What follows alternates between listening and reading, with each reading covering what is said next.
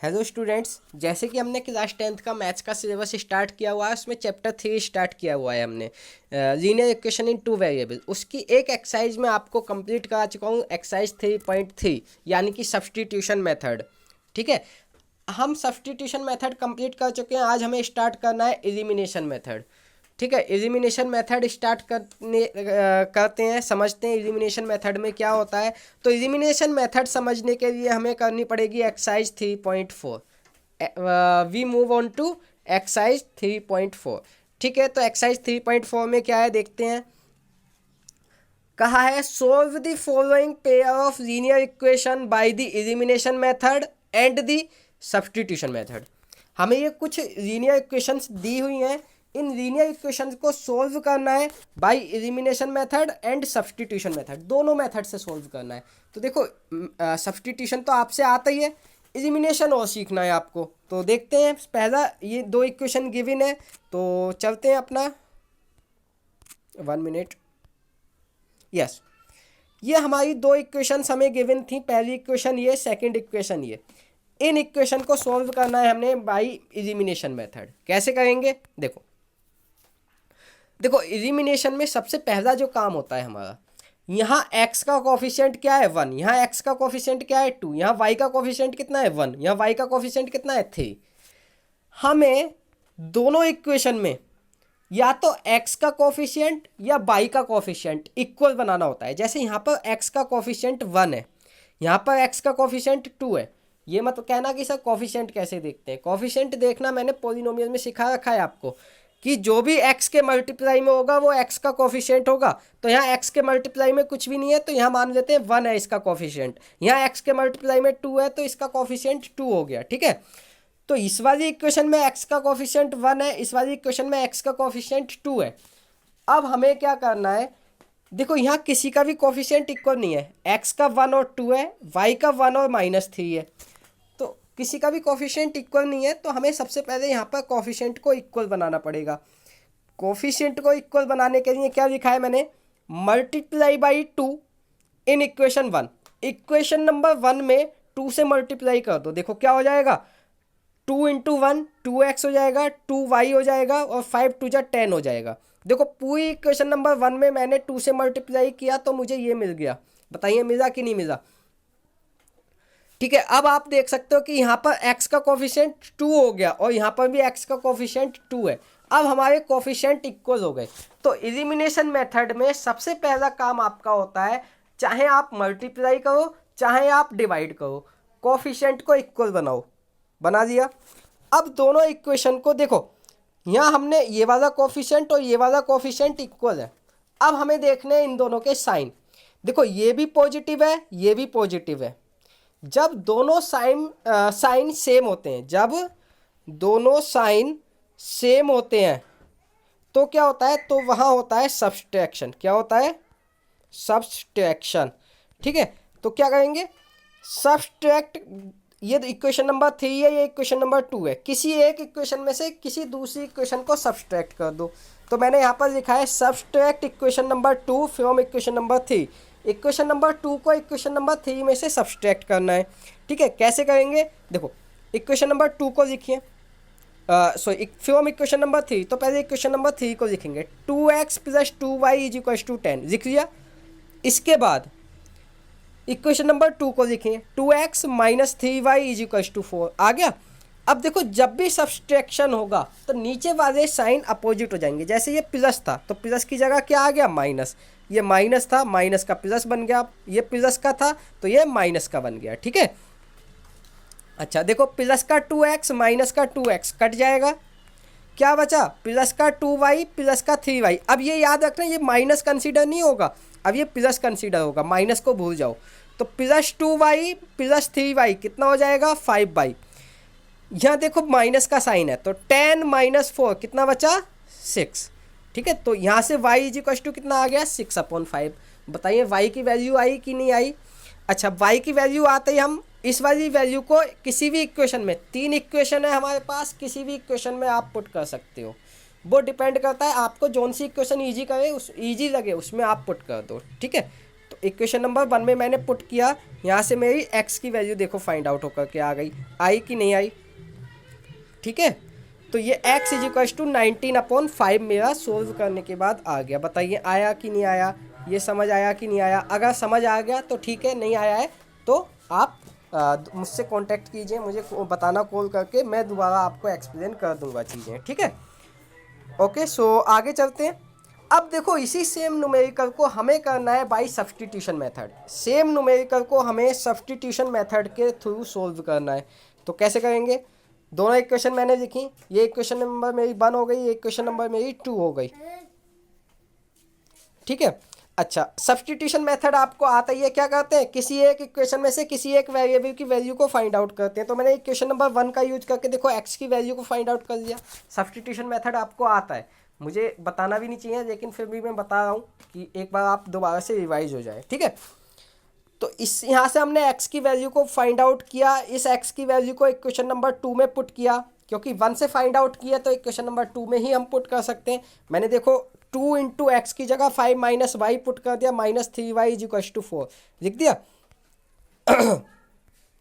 तो 5 टू जा 10 -2y -3y is equal to 4 आ गया। तो 10 - 2y -3y सोल्व करके कितना आया, -5y इज इक्वल टू 4। यानी कि कुल मिलाकर के यहाँ से मेरी वैल्यू को फाइंड आउट करने के बाद y इज इक्वल टू 6/5 आ गया मेरा आंसर, ठीक है।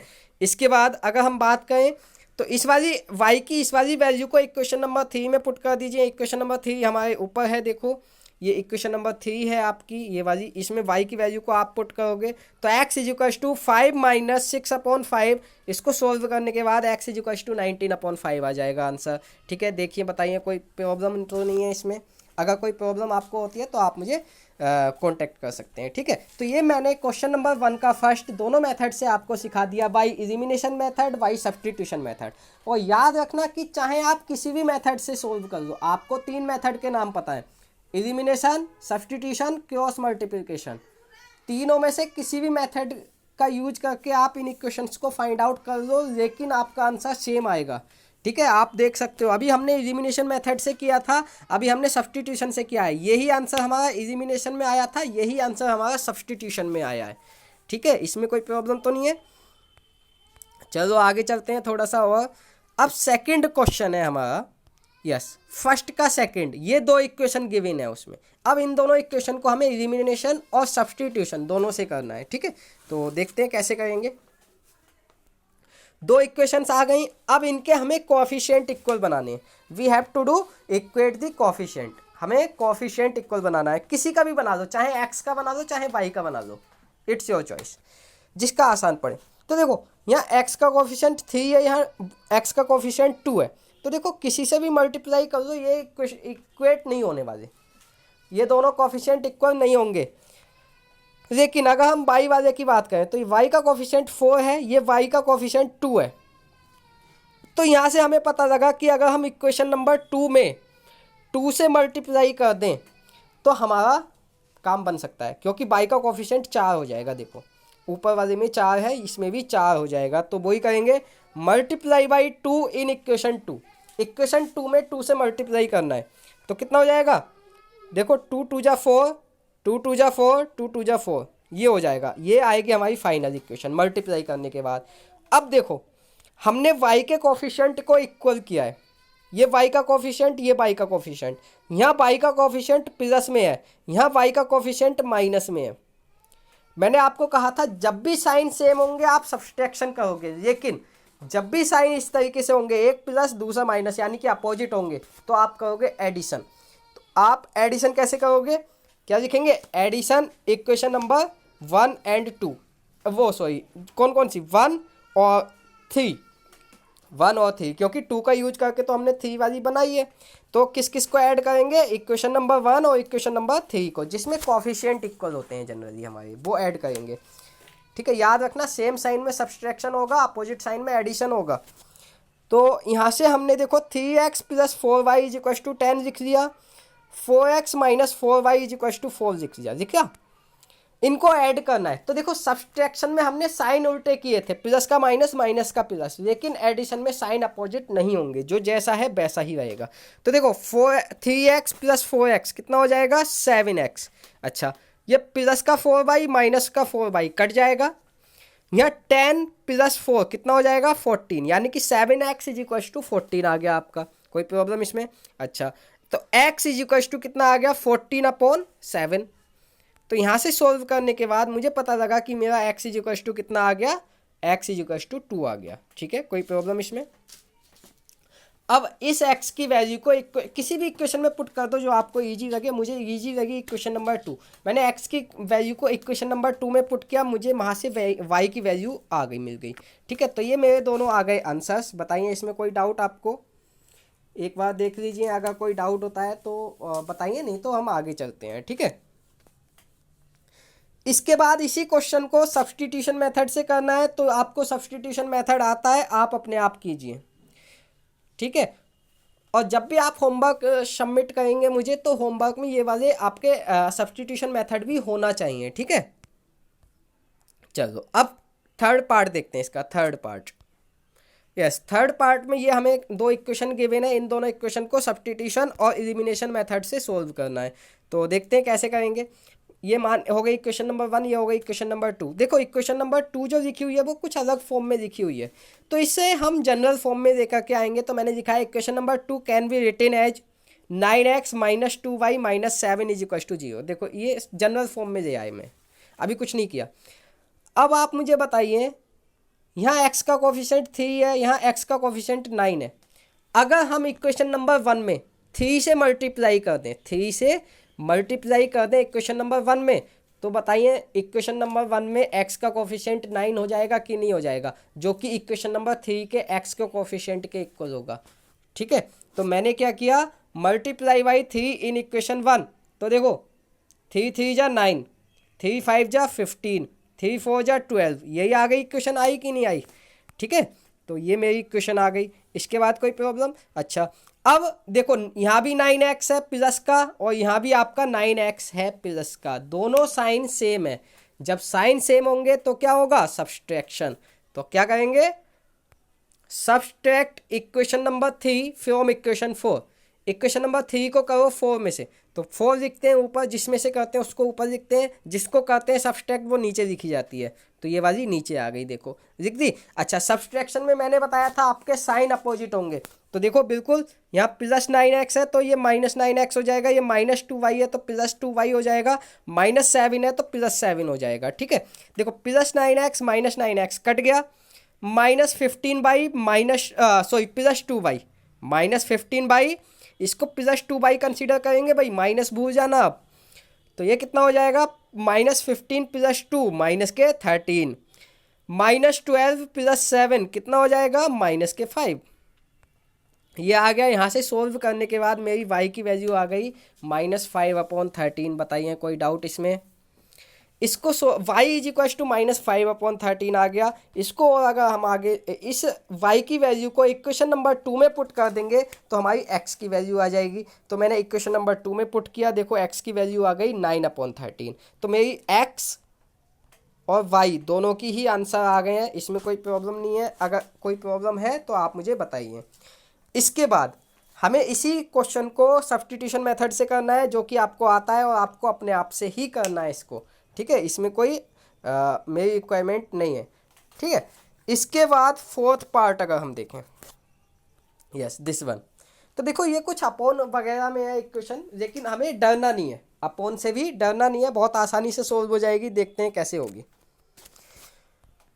देखो इक्वेशन है x/2 plus 2y/3 is equal to -1 first equation, x minus y/3 is equal to 3 second equation. तो अगर यहाँ देखें तो यहाँ x/2 है, यहाँ x है, तो या तो आप इक्वेशन नंबर 2 को 2 से डिवाइड कर दो, सब में 2 से डिवाइड कर दो, तो ये 6 ये 2 ऐसे बन जाएगी इक्वेशन। नहीं करना तो y वाले इक्वेट कर दो। देखो यहाँ 2y/3 है, यहाँ y/3 है, तो इक्वेशन नंबर 2 को 2 से मल्टीप्लाई कर दो तो y वाले कोफिशिएंट इक्वल हो जाएंगे। समझ रहे हो? देखो अगर इसको 2 से डिवाइड करेंगे तो यहाँ x/2 आ जाएगा, जो कि ये दोनों इक्वल हो जाएंगे। अगर 2 से डिवाइड नहीं करनी तो इस वाली इक्वेशन को 2 से मल्टीप्लाई कर दो, तो यहाँ 2y आ जाएगा। तो देखो ये वाले इक्वल हो जाएंगे, ठीक है। जैसे आप चाहें वैसे कर दो। तो मैंने तो मल्टीप्लाई करके किया है, मैंने लिखा है multiply by 2 in equation number 2। Equation number 2 में 2 से मल्टीप्लाई करो तो कितना हो जाएगा, देखो x का हो जाएगा 2x, y का हो जाएगा 2y/3, 3 का हो जाएगा 6। हो गया, ये हो गई इक्वेशन नंबर 3। अब देखो y के कोफिशिएंट तो हमने इक्वल बना दिए, लेकिन ये जो है ये प्लस का है, ये माइनस का है, साइन अपोजिट है, साइन अपोजिट है। और जब भी साइन अपोजिट होंगे तब क्या होगा, एडिशन होगा। तो हम क्या लिखेंगे, एडिंग इक्वेशन 1 एंड 3, दोनों इक्वेशन को आप ऐड कर दीजिए, 1 और 3 दोनों को ऐड कर दीजिए। तो 1 को लिखा x/2 + 2y/3 is equal to -1, 2x - 2y/3 is equal to 6। ये दोनों इक्वेशन लिख ली। एडिंग करते समय साइन अपोजिट नहीं होते हैं, साइन सेम रहते हैं, तो वही रहेंगे, ठीक है। यहाँ से देखो x/2 + 2x, तो ये देखो एलसीएम लेने के बाद ऐड होगा, तो मैंने ऐड नहीं किया, जनरली इसको ऐसे ही लिख दिया अभी, ठीक है। x/2 + 2x, देखो ये ऐसे ही लिख दिया। अच्छा देखो ये प्लस का 2y/3 माइनस का 2y/3 कट हो गया, -1 + 6 कितना आ गया, 5, ये आ गया। इसको एलसीएम लेकर के ऐड किया तो x + 4x/2 is equal to 5, तो 5x/2 इज इक्वल टू 5, यहाँ से x इज इक्वल टू 2 आ गया मेरा, ठीक है। इसमें कोई प्रॉब्लम, अगर प्रॉब्लम है तो आप मुझे बताइए, नहीं तो आगे चलते हैं। यस, तो put in equation number 1, equation इस ये जो x की वैल्यू आई है, इस वाली x की वैल्यू को इक्वेशन नंबर 1 में पुट कर देना है। तो पुट करेंगे, क्या आ जाएगा, देखो x की जगह 2 पुट करो, तो 2/2 + 2y/3 इज इक्वल टू -1। तो यहाँ से सॉल्व करने के बाद मेरा y इज इक्वल टू -3 आ गया।